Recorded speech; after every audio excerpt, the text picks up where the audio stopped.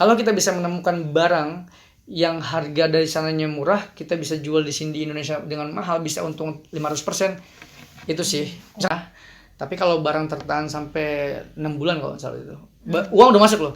Uang udah masuk. Tapi barang tertahan karena gitu sih.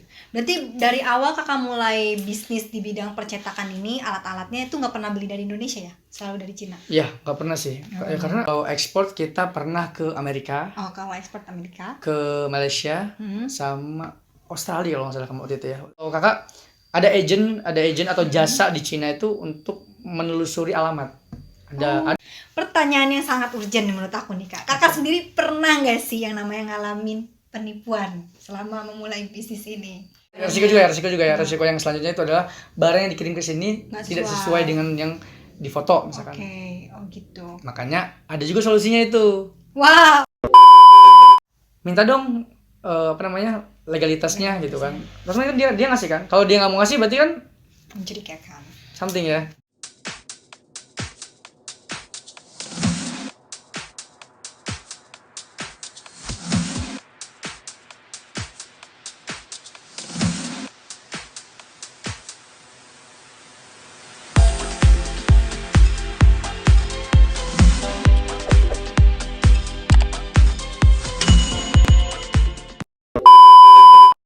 Video ini dipersembahkan oleh Mau cetak spanduk jualan bisa. Bisa. Pesan roll up banner bisa. Bisa dong. Beli X banner bisa. Yuk bisa loh. Pesan kartu nama plus stiker gak bisa ya? Bisa mas. Didesainin tapi. Buset dah bisa mas, bisa. Kok semua bisa sih? Iya dong, karena Lautan Display, pusat percetakan online terlengkap nomor 1 se-Indonesia. Gak usah antri di percetakan, tinggal nyantai di rumah. Pesan lewat HP, terima beres. Pesan di sini. Lautan Display, semua jadi mudah.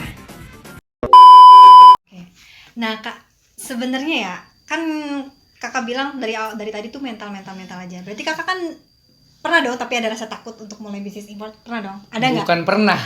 Pasti ada. Ya, pasti ada ya, pasti ada rasa Pasti takut. ada dong. Pasti Takut. ada. Takut nggak dibayar, takut ini, takut Takut itu. barang yang nggak nyampe gitu Banyak kan. resiko yang dihadapin banyak dan masalah yang dihadapin juga udah banyak. Udah banyak berarti kan udah pernah kan ya? Oh, oke. Gitu. Iya kan? Oke. Gitu. Banyak lah pasti. Tapi ada nggak nih yang bisa kakak sampaikan kepada teman-teman dari yang setia nonton Bongkar Bisnis ini, gimana untuk ngilangin rasa takut itu gitu ketika kita mau mulai bisnis import? Apa tipsnya bisa sampai kakak ini berani kan gitu sampai sekarang gitu? Yang bisa menghilangkan rasa takut adalah mimpi. Wih. Iya kan mimpi ya. Benar. Kan karena kakak punya mimpinya besar Benar. dan mimpinya itu bisa mengalahkan rasa takut kakak dan apapun itu misalnya takutnya misalnya tinggi, mimpi kakak lebih tinggi lagi. Ketika takut kita udah di sini, kakak harus mimpi lagi di sini. Jadi mimpi kakak akan selalu tinggi itu. Kan mimpi kan gratis ya, nggak bayar ya. Betul. Jadi bisa dibilang ya jadi orang gila nekat aja gitu ya nggak sih? Bisa Jadi ya, orang bisa gila orang nekat orang aja gila ya. nekat kayak mau orang apa gitu. Nah, terus biasanya kakak sendiri nih ekspor import ke negara mana aja sih yang paling sering? Kalau impor kita fokus dari China ya. Dari China kita kakak impor emang fokus di China. Kalau ekspor sebenarnya kalau ekspor belum fokus banget ya. Iya. Pernah, cuman masih skala kecil aja, cuman kayak 15 kilo itu masih pakai ya kalau di dunia ekspor impor sih sebenarnya itu belum dikatakan kita eksportir ya. Belum dikatakan kita eksportir karena emang masih skala kecil. Kalau biasanya kalau di dunia ekspor impor tuh orang yang pernah mengalami ekspor impor tapi satu kontainer itu bisa dibilang dia eksportir atau importir. Oke. Gitu. Kalau yang import kan ke perusahaan apa? Kakak udah pernah import satu kontainer dan bukan udah pernah lagi emang sering ya. Emang itu yang dilakuin gitu kan. Kalau buat stok ekspor barang. kita masih skala kecil dan emang fokusnya tuh masih diimport nih dari 2019. Tapi insya Allah di 2023 kita akan fokus ke ekspor. Amin. Yuk kita sama-sama doain ya guys biar makin berkembang apa yang udah dilakukan Kak Bahrul ini. Kalau ekspor kita pernah ke Amerika, Oh, kalau ekspor Amerika? ke Malaysia, sama Australia kalau nggak salah kamu waktu itu ya. Pernah juga. Tapi ya itu kita banyak mengalami kendala juga sih di ekspor juga. Waktu itu kakak pernah waktu yang ke Amerika itu kita ada kendala di FDI. FDI itu kita 3 kali kalau nggak salah waktu itu ke Amerika. Karena ada permintaan ya dari sana. kita kena waktu itu sampai 1 bulan barang-barang nggak nyampe. Harusnya 1 minggu nyampe karena emang pakai ekspedisinya yang cepet ya, yang bayar mahal juga. Bayangin harga produk, harga ongkos lebih mahal daripada harga produk. Tapi orangnya mau. Oh, nih, Ya udah kan kalau orangnya mau mah ya, gitu kan. Ya tadi apa namanya? Pas udah sampai sana ada masalah. Ada masalah ya kalau kita mereka di BPOM, halal dan sebagainya, perizinan lah ya. Tapi ya udah jalanin aja. Rugi ya rugi. Tadi karena apa? Karena kita punya mimpi besar jadi nggak pernah takut gitu loh. Tapi nyampe kan barangnya? Nyampe. Tetap Tapi nyampe. tadi harus Ada. nyangkut, ada beberapa dulu yang kita hadepin gitu loh. Oke. Ada penambahan cuan lagi berarti? Enggak. Untuk ngurus kayak gitu enggak? Kalau ngurus kayak gitu kan kita yang rugi. Oh iya. Kalau ngurus begitu, tapi yang ngurus ternyata si orang. importirnya, si orang yang beli ke kita, yang ngurus ya udah akhirnya kelar. Oke, ya kelar ya kayak. Kalau misalkan nggak nyampe, otomatis kita refund dong uangnya, karena dia udah transfer ke kita. Kita harus refund gitu loh. Itu apa? Produk apa yang biasanya kakak ekspor? Bawang goreng. Bawang goreng yang biasa diekspor ya? Iya, yang udah dijalanin sama dari 2016 itu gitu. Kalau impor tuh biasanya emang barang-barang alat-alat display ya kayak? Kalau importnya itu Rata-rata. kebutuhan percetakan. Kebutuhan percetakan. Kayak ya tadi text banner, roll up banner, banyak lah dan sebagainya gitu kan. Nah, kan kalau misalkan bagian import ini kan kakak biasanya dari import barangnya dari Cina ya. Kenapa sih kakak milih negara itu gitu buat import barang? Karena kenapa milih Iya. apa negara Kenapa? itu ya? Karena barang itu adanya di situ Oh, ada produksinya. yang- oh gitu. Iya. Karena emang pas dilihat barang itu barangnya kayak semacam kayak elektronik gitu ya. Ya kan pasti Cina dong yang ini yang apa yang produksi kan. Ya, image Cina tuh emang terkenal gitu ya. Ya, barang-barang murah juga kan gitu. Tapi ya sebenarnya nggak murah-murah juga sih sebenarnya, emang ada yang mahal, tergantung kita milihnya aja sebenarnya kayak gitu. Kan aku ada alasan khusus gitu kenapa milih Cina gitu untuk import barang. Tapi emang karena adanya itu dan memang terkenal ya untuk barang-barang kayak display ini memang Cina gitu. Ya, produksinya di sana. Produksinya di sana gitu. Oke, nah nextnya nih, ini mungkin banyak banget yang pengen nanya ini untuk orang-orang yang udah mulai bisnis di import dan ekspor. Pertanyaan yang sangat urgent menurut aku nih kak. Kakak sendiri pernah nggak sih yang namanya ngalamin penipuan selama memulai bisnis ini? Pernah nggak ngerasain? Penipuan ya? Apalagi di awal nih, penasaran banget pasti. Penipuan banget sih enggak ya. Tapi, Cuman kalau barang tertahan pernah. oh, Bukan tertahan sih, kayak nggak nyampe gitu. Tapi kalau ditipu mungkin kayak penipuan, nggak penipuan sih sebenarnya, nggak pernah sih kalau penipuan banget ya. Alhamdulillah ya. Jangan sampai. Jangan sampai ya. Karena kenapa nggak pernah mengalami dan jangan sampai untuk mengalami ya. Karena kita cross checknya tuh benar-benar gitu. Contoh, dapat supplier dari China nih. Suppliernya kan otomatis kan kita harus ngecek dia tuh benar-benar bukan sih orang yang penjual gitu loh. Kan kita harus ngecek websitenya ada nggak, oke, dari website. alamatnya ada nggak, Oke. legalitas perusahaannya ada nggak, ya kan? Hmm. Terus nomor telepon perusahaannya kita harus cek dulu juga kan. Terus banknya itu ke pribadi atau ke perusahaan yang transfernya tuh. Oke. Terus kita ngecek juga, biasanya kalau kakak ada agent atau jasa di Cina itu untuk menelusuri alamat. Ada kayak gitu. Oke. Kalau apalagi kalau misalkan lebih enak itu kita punya teman di China, cek dong alamat ini, pabrik ini bener nggak sih keadaannya gitu. Oke. Gitu kan? Nah, kita Iya, itu harus jeli dong. benar-benar. Ya kan, harus jeli. Kalau misalkan kita nggak jeli kayak gitu kita nggak bisa. Kenapa kakak sampai sekarang jangan sampai mengalami seperti itu? Karena awalnya udah kita cross check benar-benar, oh benar nih. Karena kan sebelum kan udah ada usaha, jadi kita ngerti lah sedikit enggaknya tentang seperti itu kan. Tapi kalau misalkan penipuan, alhamdulillah jangan sampai ada dan nggak pernah. Tapi kalau barang tertahan sampai 6 bulan kalau nggak salah itu, uang udah masuk loh, uang udah masuk. Tapi barang tertahan karena itu berapa banyak barangnya? 1 kontainer. Wow. Itu tertahan di sana sampai ya 6 bulan. Karena apa? Karena waktu itu 2020 ya. 2020 kan kita masih pandemi. Iya benar. Nah, Cina itu kalau misalnya udah lockdown, dia lockdown plus semuanya lockdown, dan kalau lockdown begitu kan nggak ada kayak regulasi pemerintah tuh nggak mengizinkan, ketat, nggak mengizinkan orang aja keluar masuk nggak diizinin kan. Nah, barang juga ada seperti itu. Cuman nggak mungkin kalau untuk barang-barang yang alkes boleh, tapi barang-barang seperti itu ditahan dulu gitu kan.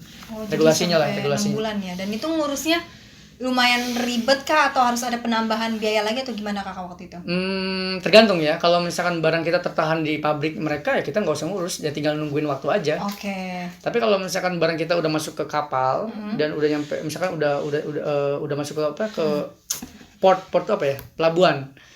Ya otomatis kan kita harus ngurus lagi gitu. Berarti kan ada beberapa berkas yang harus diurus kan gitu. Oh. Jadi waktu itu kakak kasusnya ketahannya di kapal kah atau di pabriknya? Kakak ketahannya alhamdulillah masih di pabrik, makanya aman kan. Iya masih bukan ketahan sebenarnya, dia nggak bisa ngirim gitu kan. Karena emang regulasinya seperti itu. Tapi udah terlanjur transfer gitu ya. Udah transfer, kakak bilang kalau dibalikin juga nggak bisa. Akhirnya ada uang yang di sana kita nggak bisa muterin. Padahal kan kalau 6 bulan kita puterin uang yang satu kontainer itu kan lumayan ya di Indonesia gitu kan. Gitu sih. Berarti dari awal kakak mulai bisnis di bidang percetakan ini, alat-alatnya itu nggak pernah beli dari Indonesia ya? Selalu dari Cina? Iya, nggak pernah sih. Ya, karena kalau kita beli di Indonesia ya berarti harganya mahal dong. Iya kan?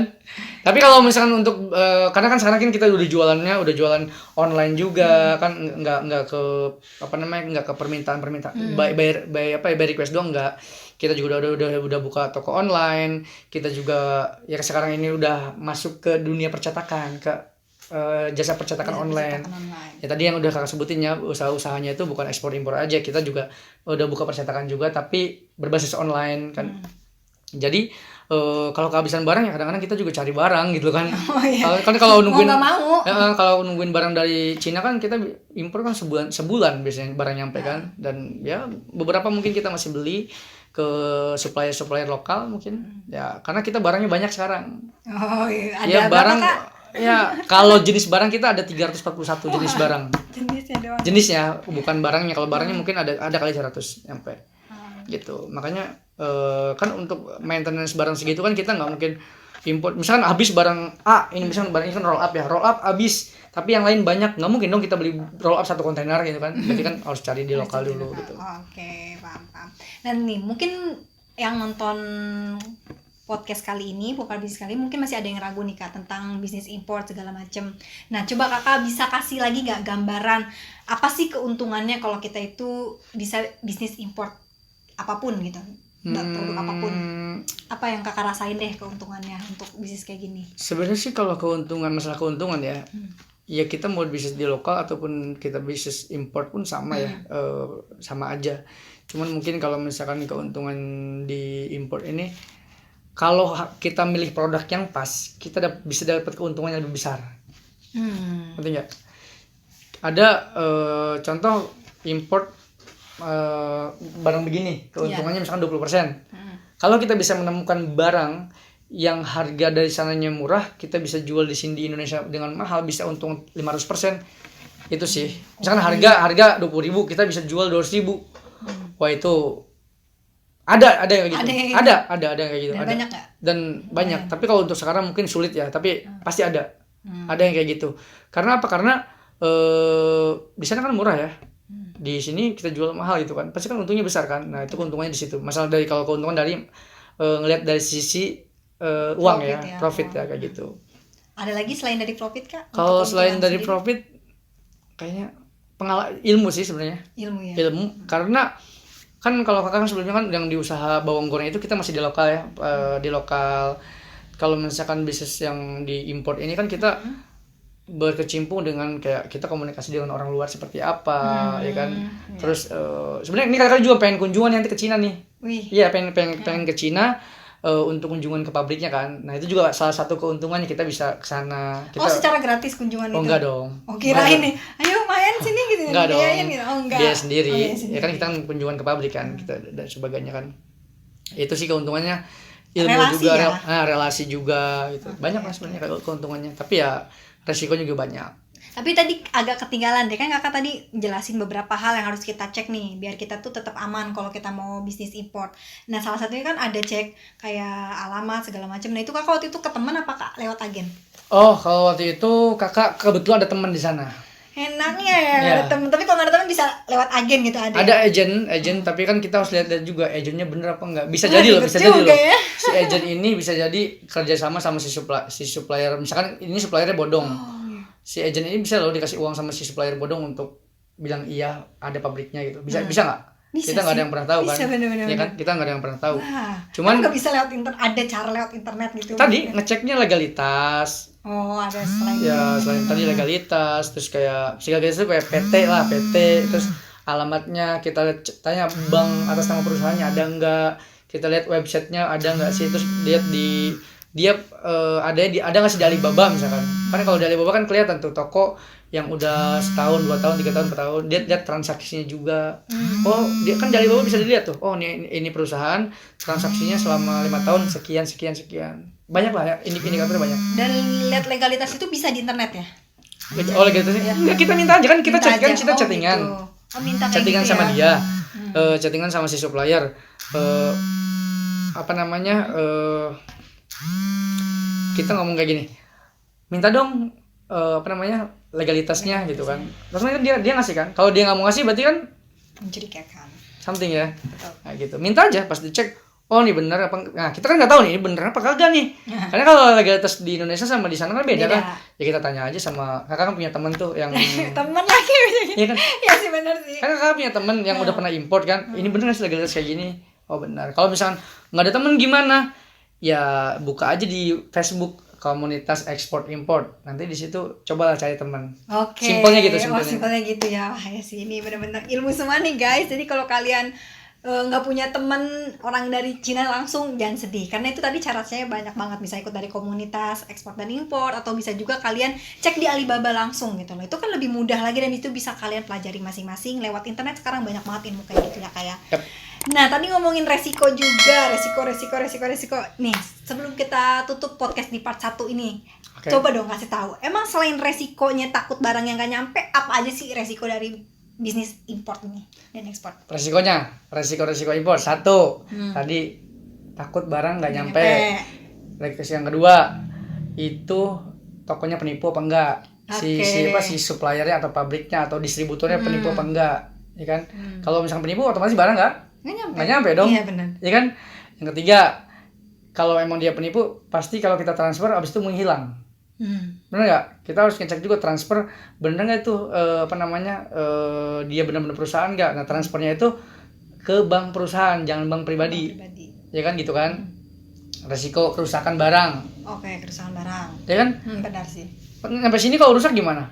Coba kalau rusaknya 100 nih, kita balikin ke sana.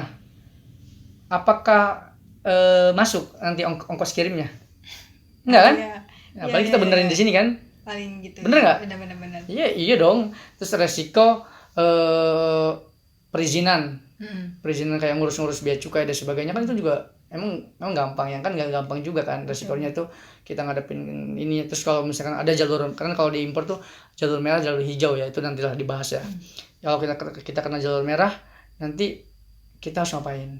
Banyak lah tuh. Terus resiko-resiko kayak gitu tuh kita banyak banget lah intinya. Kalau dari kakak sendiri, apa sih resiko yang paling sulit yang pernah kakak hadapi selama bisnis import ini? Kalau menurut kakak nggak ada yang sulit sih sebenarnya kalau misalkan kita mau berusaha ya. Oke. Kalau kita mau Iya. berusaha, sulitnya itu untuk memulai aja pertama. Mulai doang ya, yang paling sulit itu Ya karena tadi kalau kakak kan punya mimpinya besar, sulit itu kalah sama mimpi. Dan tadi itu, kalau menurut kakak pribadi sulitnya nggak ada sih sebenarnya. Tapi kalau orang lain kan kita nggak tahu ya. Tapi kalau misalkan mau disebutin sulit-sulitnya banyak. Kayak untuk pembayaran kan kita nyari kamu gimana cara pembayarannya? Ya, itu kan dia. pembayarannya kita datang ke bank gimana? Bisa nggak sih di bank lewat bank? Terus pembayarannya kan harus melalui apa? Dolar kah atau kurs kan ada dolar, ada yuan, ada banyak lah gitu kan. Melalui apa? Itu kan kita harus pelajarin.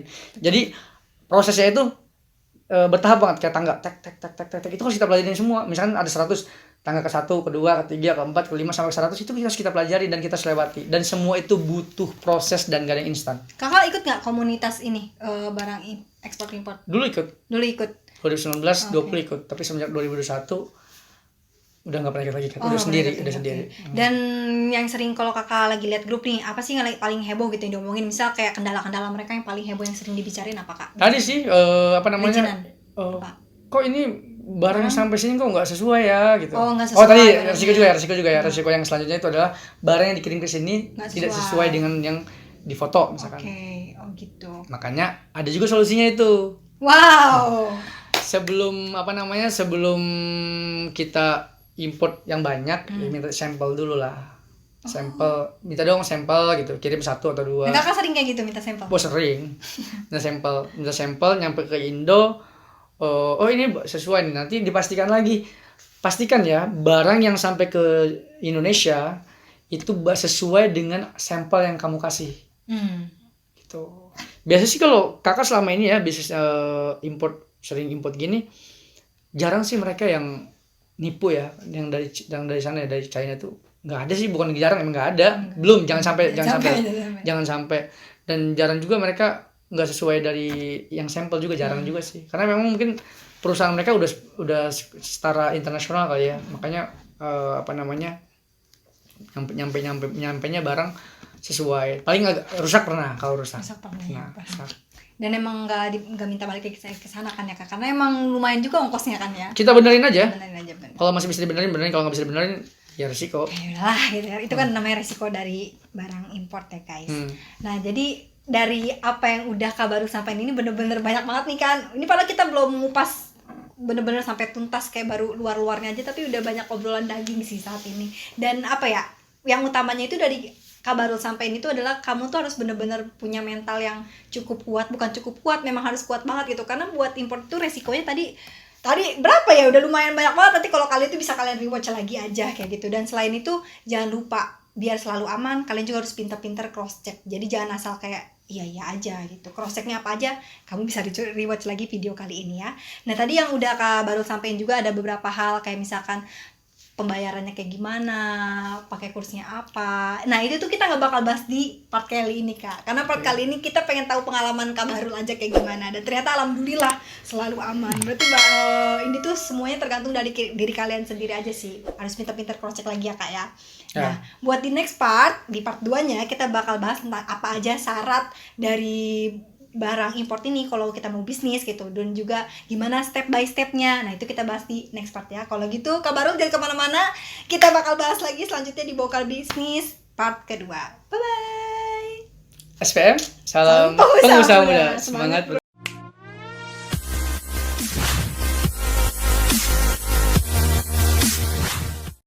Video ini dipersembahkan oleh Neon, produsen bawang goreng dan cemilan terbesar se-Indonesia. Neon, semua rasa jadi satu.